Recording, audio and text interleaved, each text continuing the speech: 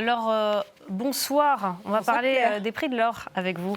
L'or qui a franchi la barre des 5 000 $. L'once, c'est une première historique. Absolument, et ça a même dépassé le seuil des 5 100 $ aujourd'hui en séance à la bourse. C'est le reflet de cette hausse de la demande face aux incertitudes géopolitiques. On pense bien sûr aux tensions autour du Groenland, mais aussi plus récemment du Canada, du Venezuela et au Moyen-Orient. Tout ça, ça pousse les investisseurs à chercher à se protéger des risques en achetant cette éternelle valeur refuge jugée beaucoup plus sûre que les actions, elles considérées plus risquées. En un an, le prix de l'or a quasiment doublé. Il est passé de 2 738 $ l'once, c'était en janvier 2025, à donc 5 100 $ aujourd'hui, 5 052 $ pour être précise à la fermeture de Wall Street. En tout cas, ça pourrait continuer à grimper jusqu'à 5 400 $ pendant l'année 2026 selon la banque Goldman Sachs.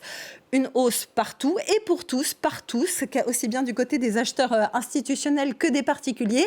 Les banques centrales notamment achètent davantage d'or ces derniers mois qu'elles le font d'habitude. Par exemple, 60 tonnes en moyenne chaque mois contre 17 habituellement avant 2022.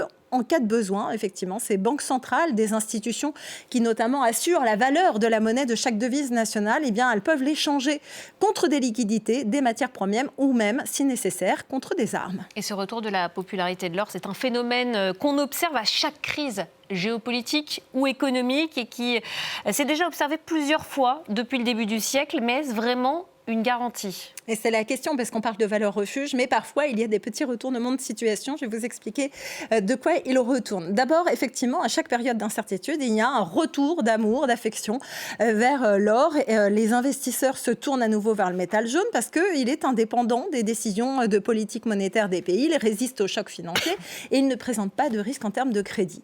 L'once a dépassé dans un premier temps les 1 000 $ lorsqu'on était en 2008 au lendemain de la crise financière. Elle est passée ensuite à 2 000 $. Ça, c'était pendant la pandémie de Covid-19. 3 000 $ lorsque les taxes douanières de Donald Trump, les taxes punitives, ont déferlé sur les marchés. On est alors en mars 2025. Mais cette ruée vers l'or s'accompagne en général de la crainte d'une bulle spéculative. En tout cas, c'est la crainte de Bloomberg en ce moment. Certains analystes estiment même que l'or a grimpé trop vite, trop fort et qu'il s'expose à une correction dans les mois à venir. Par exemple, si Donald Trump calme ses ardeurs territoriales ou ses ardeurs sur les tarifs douaniers, ou même si la guerre entre l'Ukraine et la Russie prend fin, eh bien, ça pourrait calmer cette course à l'échalote de l'or au moment du redémarrage de l'économie. Après la pandémie de Covid-19, par exemple, eh bien, l'or avait perdu 20% de sa valeur. D'ailleurs, la Russie, elle aurait anticipé des sanctions internationales après son invasion à grande échelle de l'Ukraine en février 2022 en augmentant ses stocks d'or. Absolument, c'est une stratégie que Vladimir Poutine a mise en place, qui s'est accélérée. Alors, il l'a mise en place tout au long de ses différents mandats, mais ça s'est vraiment accéléré ces dernières années. En fait, c'est très pratique l'or, notamment quand l'accès aux devises étrangères est restreint, ce qui est le cas de la Russie en ce moment avec les sanctions occidentales depuis l'invasion à grande échelle en février 2022. D'ailleurs, la Russie a tout au long de son histoire beaucoup compté sur les stocks d'or, sur le métal jaune pour assurer une certaine sécurité. Par exemple, à la fin du 19e siècle, c'est là que les tsars ont pris conscience pour la première fois de l'importance de l'or. Ils en ont accumulé 1400 tonnes pour garantir la valeur du rouble, mais aussi pour pouvoir emprunter et puis pour pouvoir s'équiper au moment de la Première Guerre mondiale. Ensuite, il y a eu la révolution soviétique socialiste. Lénine a d'abord puisé dans ce premier trésor. Ensuite, quand Staline est arrivé au pouvoir, il n'y avait plus grand-chose. Il a reconstruit les stocks. Ensuite, ce sont ses successeurs qui ont à nouveau puisé dedans pour reconstruire le pays. On est à ce moment-là, au lendemain de la Seconde Guerre mondiale, il y a des besoins. Et finalement, quand Vladimir Poutine arrive au pouvoir, on est début 2000, il reconstitue les stocks avec une accélération, en effet, ces dernières années. Les réserves russes d'or jaune sont passées, de métal jaune sont passées de 450 tonnes en 2007 à presque 2300 tonnes fin 2021, selon le World Gold Council.